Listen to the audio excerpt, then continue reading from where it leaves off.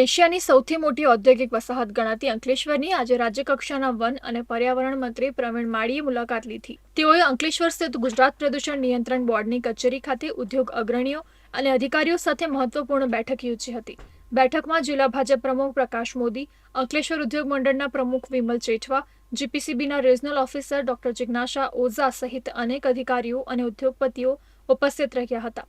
બેઠક દરમિયાન ઉદ્યોગોના વિવિધ પ્રશ્નો અને પર્યાવરણીય મુદ્દાઓ અંગે વિગતવાર ચર્ચા વિચારણા કરવામાં આવી હતી. ઉદ્યોગોમાં પર્યાવરણ સંલગ્ન પાલન સુધારવા અને નવા પગલાં અમલમાં મૂકવા અંગે પણ ચર્ચા કરવામાં આવી હતી. મુલાકાત બાદ મંત્રી પ્રવીણ માળી પાનોલી ખાતે યોજાયેલા વૃક્ષારોપણ કાર્યક્રમમાં પણ જોડાયા હતા, જ્યાં સ્થાનિક ઉદ્યોગ મંડળ અને અધિકારીઓની હાજરીમાં હરિયાળી વધારવાના સંકલ્પ સાથે વૃક્ષારોપણ કરવામાં આવ્યું હતું. અંકલેશ્વરમાં સતત વધી રહેલા એક્યુઆઈ અંગે પૂછવામાં આવેલા પ્રશ્નના જવાબ મંત્રીએ આશ્ચર્યજનક નિવેદન આપવા જણાવ્યું હતું કે માત્ર જીઆઈડીસીને એક્યુઆઈ વધારાનો જવાબદાર ગણવો યોગ્ય નથી. તેમણે જણાવ્યું કે રોડ ટ્રાફિક અને પરિવહનમાંથી પહોંચતું પ્રદૂષણ પણ એક્યુઆઈમાં ગણાય છે.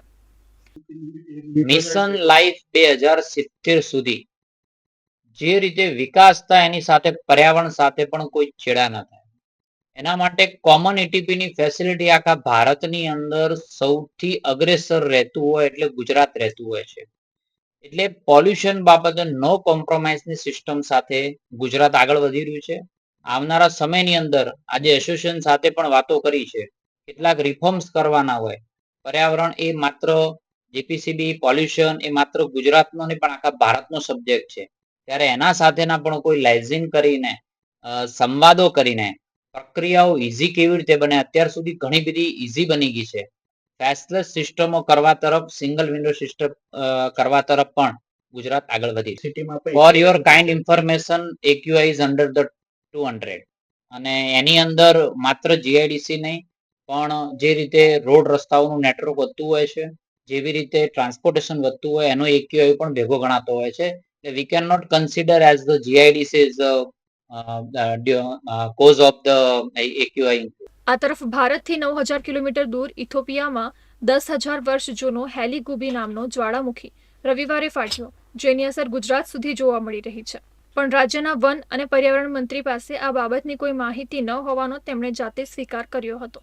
Still not anything information about this.